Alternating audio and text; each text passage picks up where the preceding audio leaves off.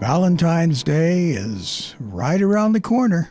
I played many Valentine's Day dances and Valentine's Day parties in my performing days. So consequently, I played a lot of romantic songs. Even when I was performing at regular parties with the band that I was part of, we'd play a lot of romantic songs for couples to dance to. Now you might ask, what is the most romantic song of all?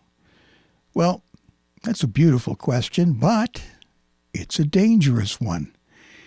Because to call something most romantic, well, it depends on who's listening, when they're listening, and why they are listening.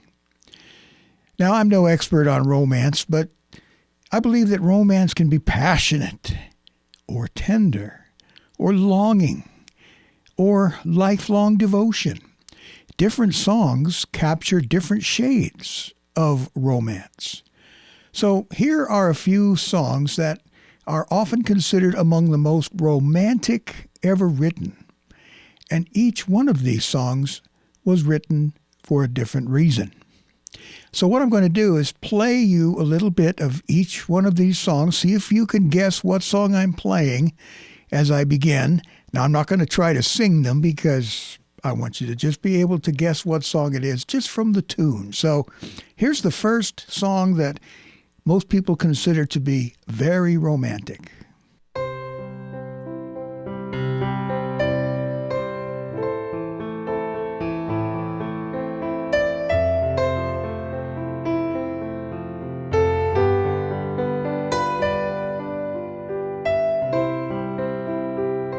I'm just going to play a little bit of each song. I'm not going to play the whole thing all the way through.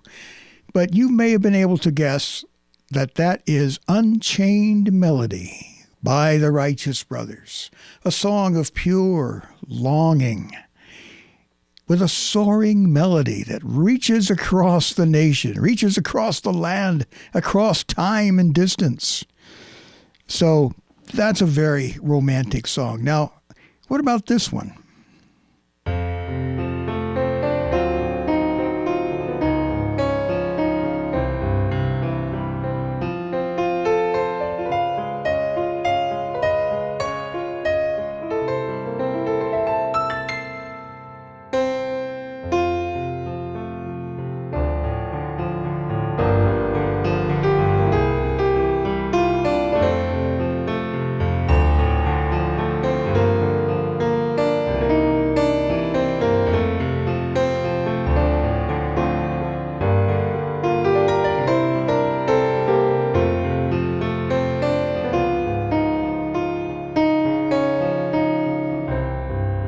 I actually missed a chord there. It should have been...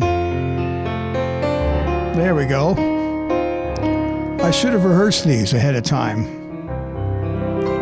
Anyway, unfortunately, you may have heard this song used in a ketchup commercial. But nevertheless, this is the famous song At Last by Etta James. This song is romantic, and it speaks of romance, of love that has been found at last. Perhaps this person was someone who had gone through life looking for love, longing for love, and finally they found their love. At last, my love has come along. This was one of those songs that whenever we played it, when I was in a society dance band that used to play in country clubs and private parties, this was one of those songs that would always get them out on the dance floor so that they could do a slow, romantic dance. Now, this next one of the most romantic songs ever written, Frank Sinatra once called this one of the greatest love songs of the century.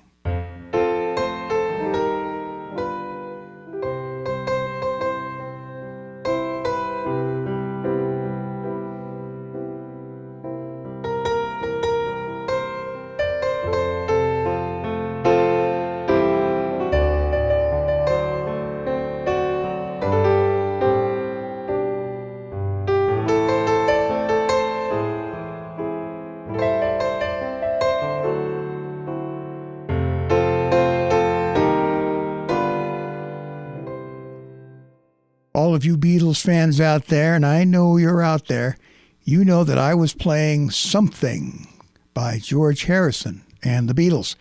Probably the most famous song that Harrison wrote for the Beatles. It was generally considered to be one of the highlights of the Abbey Road album. It was covered more times than any other Beatles song except for Yesterday. Funny thing about Sinatra, though, is he would always say, yes, this was one of the greatest Lennon and McCartney songs. And I imagine the Beatles fans out there were saying, hey, Frank, get your facts straight, man. That song was written by George Harrison. And it's a song of quiet devotion. It's understated. It's not a big, grandiose proclamation of love, but it's more looking with great wonder at the person that you love and saying, there's something about this person that just moves me. I don't want to leave this person. You know I believe in love and how.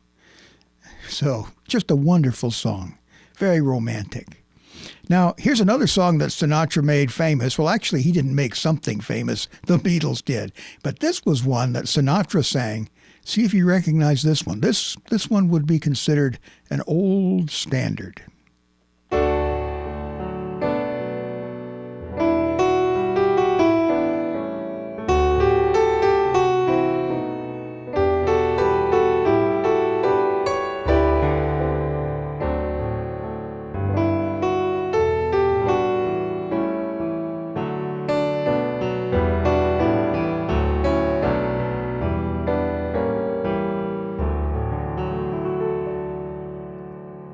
Now, maybe you don't recognize this one, but this was one that I used to play a lot in my performing days, and it's called Just the Way You Look Tonight. It was written by Jerome Kern and, interestingly enough, Dorothy Fields. So one of the few female songwriters from the Tin Pan Alley era. So this is a song that speaks of timeless admiration, and you can almost picture a couple dressed in the man wearing a tuxedo and the woman wearing a glamorous evening gown going out for an evening of dining and dancing at a fancy nightclub in Hollywood, California in the 1940s. And the man looks at his wife and says, "You're lovely, the way you look tonight." Here's another one that you might recognize.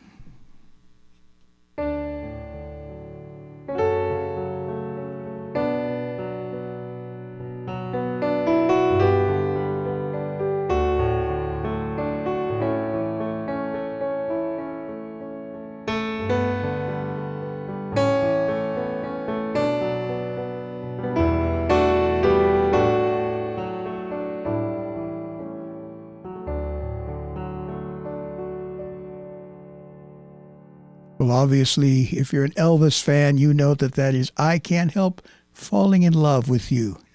Now, I got to tell you a funny story about this song. As I've mentioned before, I was in a band in the 90s and into the early 2000s. It was what is known as a society band. The men in the group wore tuxedos. Our lead singer wore glamorous evening gowns and so on. And we played at private parties, and we did a lot of weddings in the early 90s. This was before DJs took over. And so one of the things that we would ask the bride, and the leader of the band was my agent at the time, he would ask the bride ahead of time, what song would you like us to play for your first dance? And this one bride said, I'd like you to play Fools Rush In. And we're thinking, wow, that's a song that very few people ask for. Fools Rush In. Okay, we can do that. And I, being the wedding singer, I had to sing, Fools rush in, where angels fear to tread.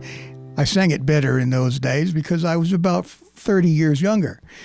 Nevertheless, we sang Fools Rush In for their first dance at this big, expensive wedding reception. I thought I did pretty well. We played it very well. We were a good band. But the bride and the groom, they were kind of dancing, but they kept looking at the band like something's not right. Well, finally, we finished the song, and the bride comes up, and she was, to put it mildly, not happy. Now, when you're playing at a wedding and you encounter a disgruntled bride, it can be it can make you a little bit anxious. She said, "That's not the song we asked for." And the leader of the band, my agent, he said, "Well, what song did you want?" He said, "We wanted Fools Rush In." "Well, that's what we played. We played Fools Rush In, where angels fear to tread, and so I come to you, my love, my heart above my head," and so on. "No, that's not the song." "Well, what song did you want?" "We wanted Fools Rush In." "Well, that was Fools Rush In." Finally, we asked the bride, "Well, what are some of the other lyrics in this song?" "You know, fools rush in, I can't help falling in love with you, wise men say," and so on. We finally realized, oh man, she meant "I can't help falling in love with you," because it starts out, "Fools, wise men say only fools rush in, but I can't help falling in love with you," and so on. So, fortunately, I knew that song as well, and this was one of the few couples for whom we played a first dance song that got to have 2 first dances at their wedding reception. So I hope they forgave us for the misunderstanding. Nevertheless, this is a song about the inevitability of falling in love with somebody. You can picture Elvis meeting a girl, well, maybe not Elvis, but some guy meeting a girl and thinking, "That's the girl that I'm going to fall in love with. That might be the girl that I'm going to marry someday." But let me ask you, if you had to choose what you consider to be the most romantic song, what song would you choose? Well, I'll tell you, if I had to choose a song that consistently moves people across generations, I would probably have to go with George Harrison's song "Something." Primarily because it is overstated, understated, I should say, and it appeals to people of all ages. I mean, people my age love this song, and people in the generation before me like this song. Frank Sinatra loved it and performed it. And so it speaks to a wide range of people, and it's subtle, and it's beautiful. And I like it because it has some interesting chord progressions in it. When it goes to the middle section, totally surprised. That chord really catches your ear. And now the song modulates into a completely different key. Well, as tempted as I am to analyze this song right now, that's not what this video is for. We're talking about romantic songs. So I'm curious, what song would you consider to be the most romantic song? I've barely scratched the surface here. Obviously, there are thousands, nay, hundreds of thousands, perhaps millions of romantic songs out there. So many hit songs that we know and love are romantic in nature, but they do speak to the different aspects of romance. Passionate romance, long-time devotion romance. That's the one that I know well because this year my wife and I will have been married for 45 years.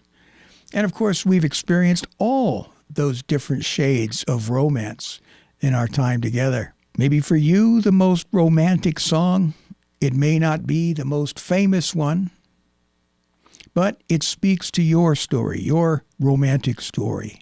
So if you're feeling brave and you want to share in the comments what romantic songs have really touched you in your life, go ahead and let us know. Thank you for watching. If you'd like to support my work, you can go to Patreon and become a patron. I'll leave a link in the description. You can also, you can buy me a coffee. Now, I'm recording this in the evening, so I've already had my ration of coffee for the day. However, tomorrow morning, I will get my first cup of coffee and get the day off to a good start. Once again, thank you for watching, like and subscribe and all that other stuff, and I look forward to speaking to you in the next one.